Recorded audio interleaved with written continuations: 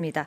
의견 주실 분들은 발언 본격적으로 토론하기 전에 제가 이 발제하신 분들한테 몇 가지 팩트 체크를 한번 좀 하고 싶은데요. 우리 진민 교수님 한번 제가 아까 그 그래프 때문에 그 그래프에 보면은 이게 인허가 착공이 유독 22년부터 확 줄어들었거든요. 22, 23, 24, 25. 뭐 26년은 지금 뭐 전방이 지나 어떻게 될지 모르겠는데 요 시기에 왜 줄어든 겁니까? 뭐 구조적인 이유가 있나요? 왜 22년부터 이렇게? 네, 보통 착공이나 인허가는 연말이 많이 몰리는데요. 2022년 말부터 이제 금리 인상이 되면서 조금 위축이 많이 된 걸로 나타나고 있습니다. 금리 때문에? 네, 금리 효과가 좀 크다고 보고 있고요. 네. 예를 들면 뭐 어떤 정책 당국의 뭐 정책 의지나 이런 것들이 반영된 건 아닌가요? 네, 정책적인 것보다는 러우 전쟁과 그때 사실은 코로나를 지나면서 상당히 글로벌 공급망의 차질이 빚었고요. 또 자재 조달이라든지 여러 가지 공사비 문제라든지 그런 것들의 여러 대내외적인 또 환경이 좀 악화돼서 건설업계에서 많이 착공이 좀 더뎌진 것 같습니다. 신청 자체가 줄어들었다. 인허가 착공도 허가받고 착공을 안 하더라. 그건 업계의 객관적 상황 때문이다 그 말이군요. 만약 그런 기준이라면 현재는 어떻습니까?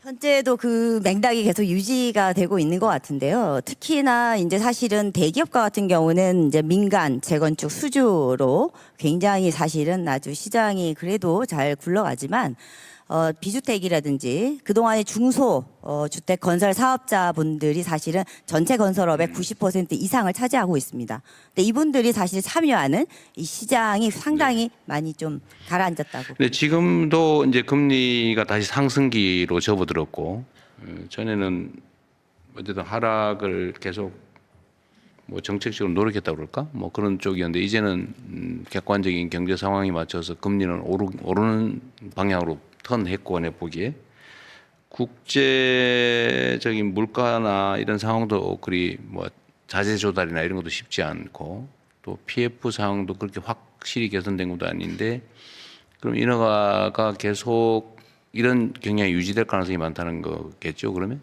네, 상당히 우려되는 예측상으로는. 네, 알겠습니다.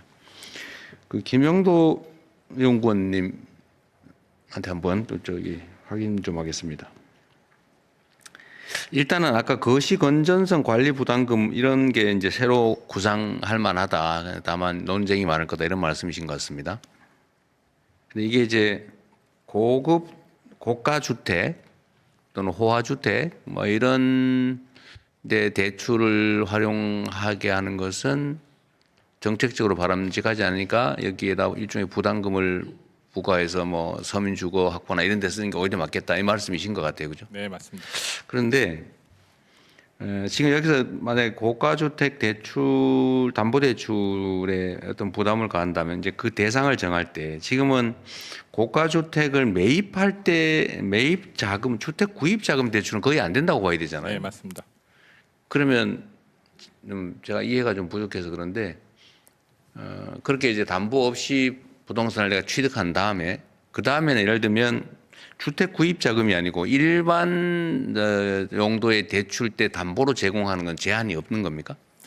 현재로서는 주택과 관련해서는 총량 규제에 의해서 6억, 4억, 2억 형태로 이제 올라갈수록 좀 줄어드는 형태로 알고 있는데 일반 목적일 때는 아마 목적을 확인하는 것으로 제가 예를 들면 이제 사업 자금, 운영 자금 대출을 받을 때 금융기관들이 담보로 받을 때는 그 제한이 없다. 과거에서는 그거를 확인하지 않았으나 최근에는 그 자금이 부동산 쪽으로 가는지를 아마 모니터링하고 있는 것으로 제가 파악. 아니, 그러니까 내 말은 그건 이제 기만을 했을 경우에 이제 사후 대책이고 주택 구입 자금이 아니고 내가 회사 운영 자금으로 또 10억, 20억이 또는 50억, 100억이 필요하다. 근데 담보로 뭐 공장 부지, 건물, 뭐 특허권 더하기 내 개인적으로 가지고 있는 집, 뭐 100억짜리 뭐 이런 것도 하겠다 할 때 담보로 잡아준다 그 말입니까? 네.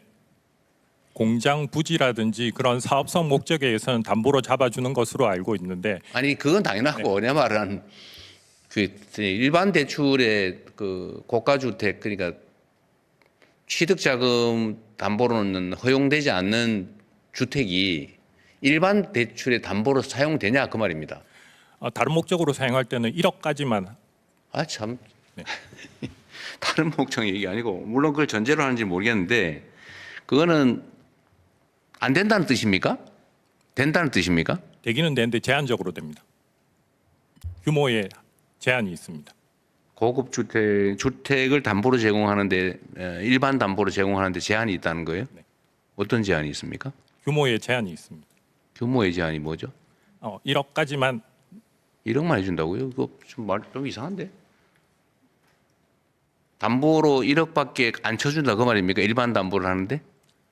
빌릴 아닐 수 것 있는 같은데. 양이 제한이 되어 있습니다. 네? 빌릴 수 있는 양이 제한되어 있습니다.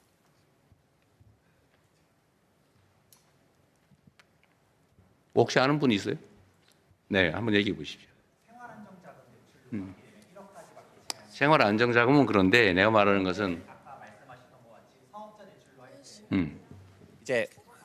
이제 생활안정자금 대출이 아니라 사업자 대출로 가는 경우에는 1억을 초과해서도 받을 수 있습니다. 그러니까 내가 보기에는 무슨 뭐 저 회사 운영 자금 이런 거 대출 받을 때는 제한 없이 담보로 제공할 수 있으니까 이런 얘기를 하는 것 같아요. 지금 그런 거죠? 네, 맞습니다. 아파트를 담보로 제공해도 사업자 대출은 규모에 제한 없이 대출 받을 수 대출액에 있습니다. 제한 없이 담보를 풀로 담보 가치를 인정해 주는 거죠. 네, 맞습니다. 사실은 이게 예를 들면 그래서 제가 그 물어본 건데 만약에 그렇게 주택 취득 자금을 대출해 주진 않지만 다른 용도의 자금 대출의 담보로 인정을 해주면 편법으로 얼마든지 잠깐 이 돈으로 조달해서 취득한 다음에 다른 명목의 대출을 받을 때 담보로 내면 사실은 거의 우회할 수 있는 것 같은데 좀 그 문제에 대한 고민은 해보셨나요? 아니 뭐 그 연구원이시라니까 하는 얘기예요. 거기까지는 생각 못했습니다. 제가 나중에 정책 당국이 고민을 좀 해야 될 것 같습니다. 네, 그 사업자 대출 같은 경우는 그 목적을 정하게 돼 있거든요. 그래서 금융기관이 그 목적을 벗어나서 대출 뭐 쓴다 그러면은 그걸 추적해서 회수하거나 아니면 뭐 페널티를 주거나 뭐 그러긴 할 텐데 지금 현